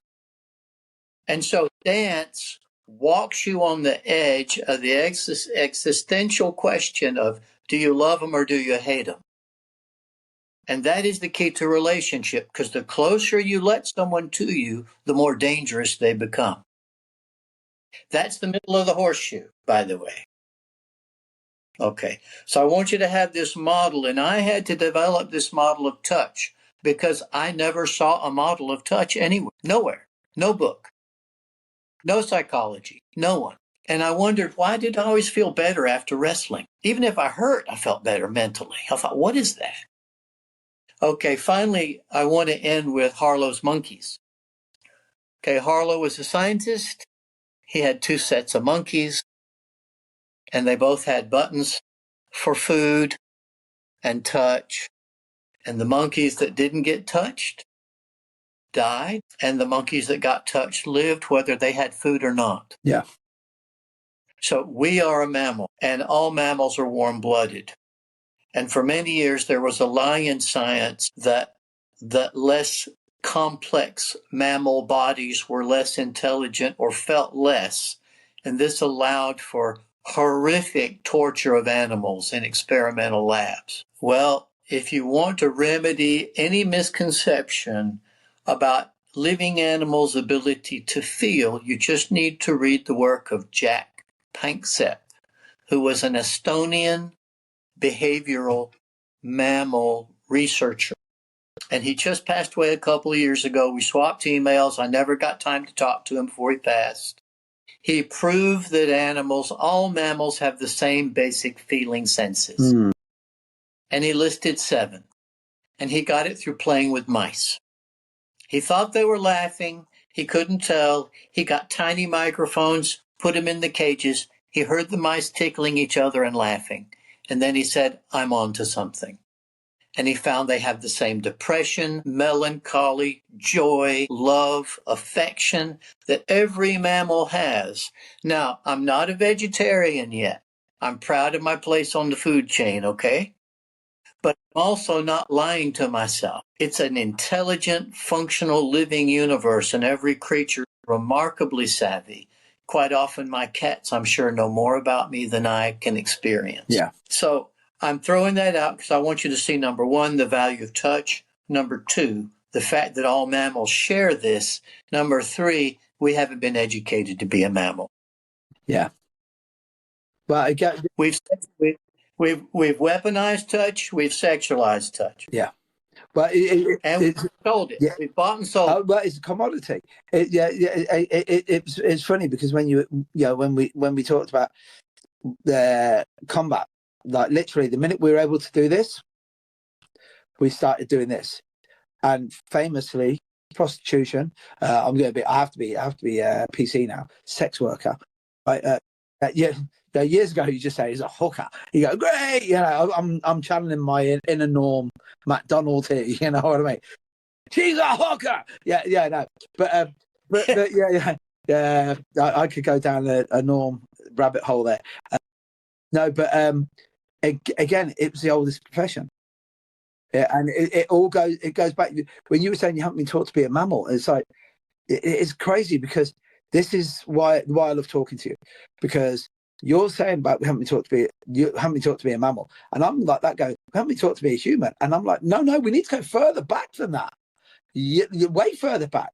It was, when you were talking about the mice, like famously, there was a study in behavioral science in groups where they create like a mouse utopia. I don't know if you ever heard about this, where there was plenty of food, and then it was like a 30-day cycle, and they did the same experiment like 500 times, and it worked. Mm-hmm. And it was exactly the same thing, wasn't it? When it was made too easy, guess what happened? You had the elite mice that didn't want to do anything, and then they got bored in the end. They didn't even want to have sex, and then if they did have sex, it was only with male mice, and then the civilization just broke down. And I'm not saying that in any homophobic way. What I'm saying is the fact that without adversity, we're screwed, because we learn all our big lessons from what hurt us, which goes back to really, actually, this book ends this really well for me. It goes back to what you were saying about the human condition. What is it that we want? And like you said something which I'd like your thoughts on this, because I've been speaking to Will. Will's been sending me a text as we've been doing this, and he was like, his exact words, Will, I'm going to embarrass him. He's going, oh my God, this is properly awesome. We need to do another series of conversations with you, Robert, if you're up for any of that, which I'd love to. It was where you were saying, what is it that you want? What is it that we need? What is it to be human? And as I said, one of the reasons I like talking is like when I speak to Mahi, it kills me, because whenever I talk to Mahi, I go back and my brain just wants to explode, because he'll say one thing which he'll think is an innocuous sentence, and then that will send me down this rabbit hole where I have to rethink everything, which really does me in. And where you were saying about what is it to be human, which then leads me on to, again, it's quite indulgent of me, because I just want your opinion. And then what we'll do is, if we have that, I'm going to get Mahi to finish it up with just a little bit of an infomercial about where we're going to go with Hopology. But if your thoughts on this, and this is really I'm batting way out of the field on this one, right? But it's indulgent because I'd like your thoughts on it. What is it to be human, right? Was the question that we're asking, right? If we don't understand what it is to be human, with AI, with everything else that's coming with it now, and I don't know about you, but maybe I'm just getting old. But part of me is, I do feel like that old guy that goes, we're moving too fast now. You know what I mean? Who's controlling all this? If we're not careful, we may be an amoeba or a single cell organism in this long storied history of this planet, because we could be just the progenitors of whoever's going to replace us, right? And if we don't understand our humanity, do you think that's actually conceivable? Yes. Well, my feeling about here's the optimistic part. Okay. All right. You want to make a robot. The robot is the test of AI. How human is it? It's the old Turing test. Can the computer recite poetry to another computer and be understood? Can they have a conversation? So if we take Turing's idea, we can parallel it a bit and say, okay, in that case, I want to make a robot as human as possible so it can serve as a human, right? Now watch this. In making that robot, I have to decide what's most characteristic of a human being. So one of the challenges of AI is it forces us to re-examine what a human being is. Yeah. And that's a good thing. But from my point of view, it will be done in the service of sales and merchandising. So it won't go far enough. It will only make fake humans good enough to meet the need of undeveloped humans whose lives are about buying things. Yes. So the question is, how far can we ask the question about what is a human being, and how profound a robot can we design? I mean, if you have a robot that can just feed your dog, that's one thing. But if you have a robot that's the equivalent of a Steinway piano, If you have a finely tuned machine that is like something you've never designed, robotics could achieve what high art has always aspired to. Yes. So we need to be clear that all of this always boils back to the question of who we are. And so, again, we must stay in the question. And then you can add whatever intellectual continuum you want to that. But keeping the question alive is what keeps us from becoming a machine. You see, it's so funny you said this, because first of all, I said, I know I'm talking to a kindred spirit. You know, you're talking to a guy who looks at it and goes, Asimov's 3 rules of robotics, guess what? Pretty good. You know, it's that bit where you look at it and you go, right, okay. Me personally, I don't want to upset you guys over in America. It's like there's certain stuff that comes along in history that you just go, these guys were smart. So it's like the Constitution that you guys have. Like when you look at that and you look at it and you go, my good God, those guys were either very pessimistic. Again, as I've always said about, it's going off on a little bit of a tangent here, but I'm doing the Homer Simpson. Drinking has been the cause and solution of all of the world's triumphs and tragedies, right? America was built on the fact that, like, Sam Adams was a brewer, right? Where did the putsch start? In a beer hall, right? So a bunch of guys get together, they drink, and they figure stuff out, right? I'm not saying that Isaac Asimov was drinking when he worked those out, but what it is there's certain things where you look at it, and by the way, if you don't know, guys, check it out. Me trying to paraphrase Asimov's 3 rules of robotics I won't do it any justice. We'll stick a link in it for you, right?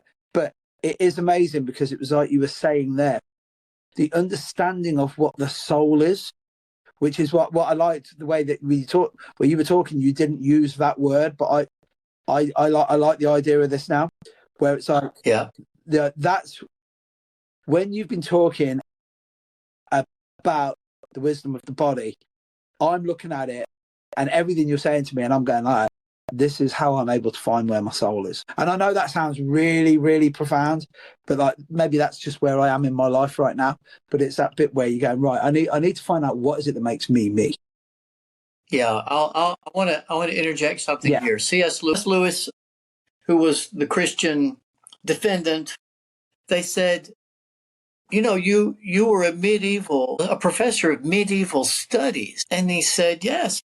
And they said, well, what did you get? And he said, well, I got this. If you're going to be a Christian, you've got to be a good pagan first. Right.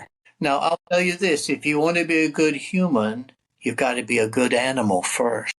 Right. Yeah. And so our failure to fulfill our animal nature properly and understand it has prevented us from being good human beings. And so with wisdom of the body, I try to recalibrate us to our original animal nature so we can stand up and ask the question about being a human being. I don't even claim to answer it, but I can get you into the animal receptors, and I can dissolve a lot of trauma and stand you up, and I can have you have a glandular sense of freedom, which will allow a psychological component to be present. Yeah. You know, the Catholics say you can't make God come down, but you can prepare the ritual in case he does. Yes. Yeah. It's like that. But you know, I think my brain is fried now in a very, very good way.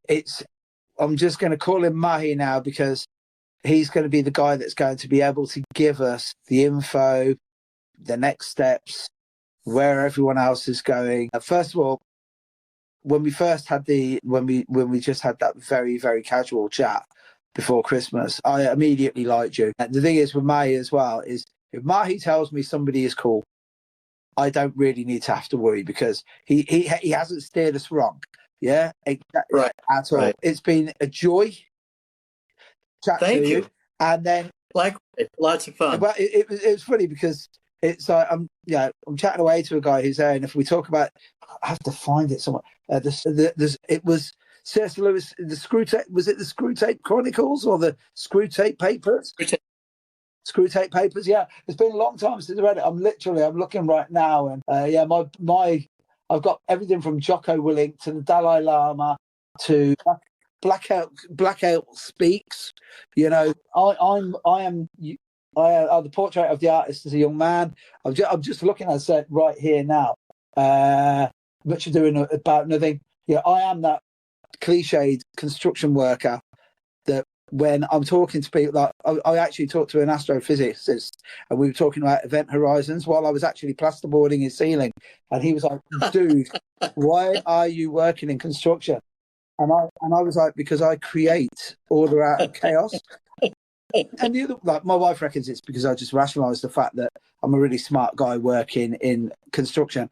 But it is crazy because when you were talking about when you first was with Robert Smith, it's that whole bit where I like it because we're from a different generation. Anyone can pretend to be smart now because you've got a lag.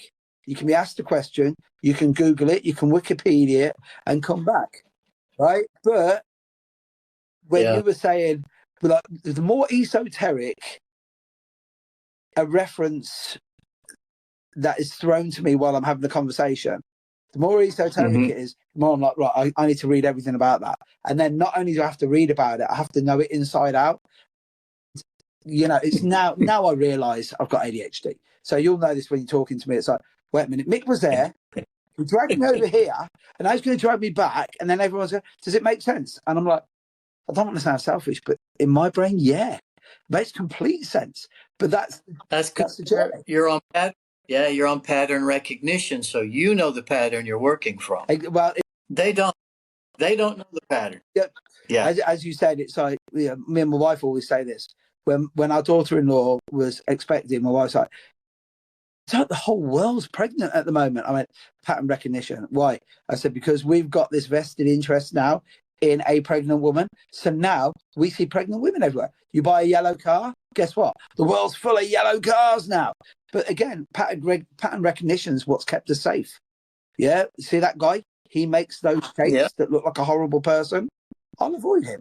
So that's it. So before I hand over to Mahi and like totally wrap it all up, just personally from me to you, absolute joy to finally like digitally meet you. We met before, but to be able to get your thoughts, to share them with people. Oh yeah. You blow my mind. I love these sort of conversations. Good. Which is what it's all about. It's I know this is going to make me sound a bit bad when I say this, but for dear viewer, dear listener, if there was anything there that made you feel a little bit overwhelmed and maybe I should read about this, guess what? Grow a pair of balls and do it. Because I just turned around one day. I don't know about you Robert. Mahi, I'm guessing I can answer this for you, Mahi. We just one day woke up and decided we were going to be smart. I don't know what you're like, but I just turned around one day and went, I'm going to be smart. And everyone's like, you can't just decide. And I went, well, yeah, I can. All I did was I went, right, okay, I'm going to read everything and remember everything. And then they go, you're really smart. And I went, no, I've read lots of smart people. Well, there you go. That's exactly it. Nothing else. Like, there you go. Yeah, as I always say, if you go on Temu and order Joe Rogan, is what I turn up. I get delivered by Deliveroo or whatever it is. So I'm a Dollar Tree Joe Rogan. You know what I mean? But yeah, at least I'm authentic. At least I'm authentic. But thank you. I mean, I really mean this from the bottom of my heart. Lovely. Can't wait for you to come over to the UK. Yeah, I'll be over in March. Yeah, well, I've got. The only thing I'm doing in March is I'm going to Doha to see my middle boy. He teaches at King's College in Doha. So yeah. If you ever get the chance to go there, all the horror stories about the Middle East, go to Qatar, man. Okay. I know the human rights record, mate. The human rights record's a bit sketchy, right? But guess what? The place is a utopia. If you wanted to, like, it literally is. I say to people that go there. Because if that's what a totalitarian regime does, which is like no crime, safest place on the planet, I'll forego a little bit of personal liberty to a degree to mean that I can walk down the road. You know what I mean? But having said that, they're only 15 years away from having robot Judge Dredd's walking around there. You know what I mean? But that's a whole other world opening up with robots. Unbelievable. But thank you so much, Robert. And then finally, Mahi, just going to drag you back in, brother. Next steps, where are we going? Yeah, so hey, listeners, Robert's coming over to the UK. Reach out to him on his webpage or Facebook. And, there's so many things you can learn from him is what I would say, whether it's Egyptian yoga, wisdom of the body, and the Fairbairn's work, the Chinese internal arts, catch wrestling. So there's a great opportunity if you guys are up for it, number one. And two, just keep a lookout. Robert Allen, Mike Belzer, and myself have been working on a HOPLOLOGY series that we will be releasing with on this channel with Wilma, and approximately 14 episodes that covers the whole spectrum of what I call between Margaret Mead and Richard Burton. Margaret Mead was asked, what's the first sign of civilization? She said she found a skeleton with a broken femur. And then Sir Burton says, yeah, the history of man is the history of the sword. So between these 2 points is all of HOPLOLOGY. Right? Yes. So that's what we are going to be exploring. Draeger and Smith did great work for their time, and a new generation has come. We have new information, much more integrated world, many more disciplines coming in a systematic way. So stand on those shoulders and look beyond. Perfect. Well, guys, as always, Mahi, lovely to see you. Hope everything that's going to come up in the new year. We're going to just be speaking to Will there. We're going to definitely meet up with Robert. I'm going to try and hook him up with a few guys that'll be right up your alley. Good. Yeah. There's Lee Morrison. I'll give a shout out to Lee Morrison because Lee to me is probably the most. He's easily in Europe. He's the foremost combatives instructor I know, and we'll sign off on this. Lee Morrison said to me stuff 20 years ago that I actually thought at the time made him just paranoid. Then I realized he was a visionary. Yeah, and that's the crazy thing. It was like he foresaw everything that's going on now. Foresaw it, and I was like, man, get off YouTube. The world isn't that scary. Yeah, you've watched too much of the Hsing-i. You watch too much of I Am Legend. Yeah, I was going to say I'm reaching on my age. The Amiga Man with Charlton Heston. Now that was a movie, boys. Yeah. Like that, I have to admit.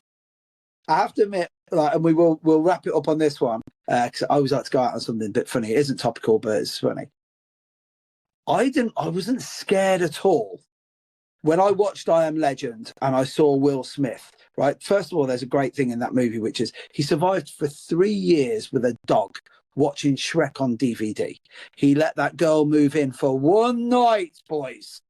And then he was homeless and he was on the run from a load of zombies. So that'll tell you one thing about a relationship.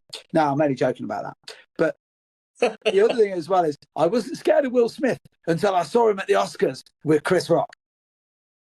But having said that, if you're going to... now there's Sun Tzu. Yeah.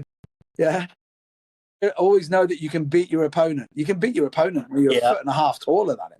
You know what I mean? All he did was mention that his wife needed a haircut or something. I can't remember. Anyway, guys, love you and leave you. Dear viewers, Woma TV, remember, you got to hit that bell. Yeah, it's not just like we need you to subscribe as well. It kills me when I do this. Normally, we should do this at the start, but Robert, it's the biggest turn off ever when you get that first 15 seconds and they go, make sure you subscribe, press the button. But guys, you stuck with me this long. So guess what? Just hit the bell button. And Robert, guys know exactly where to get you. Mahi's giving out all your details. Guys, please check this guy out. Trust me, he is something else. He's a treasure. All right, take care, boys. I love you and leave you. Thanks, guys. Bye-bye.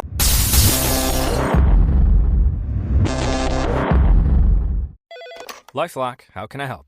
The IRS said I filed my return, but I haven't. 1 in 4 tax-paying Americans has paid the price of identity fraud. What do I do? My refund, though. I'm freaking out. Don't worry, I can fix this. LifeLock fixes identity theft guaranteed and gets your money back with up to $3 million in coverage. I'm so relieved. No problem. I'll be with you every step of the way.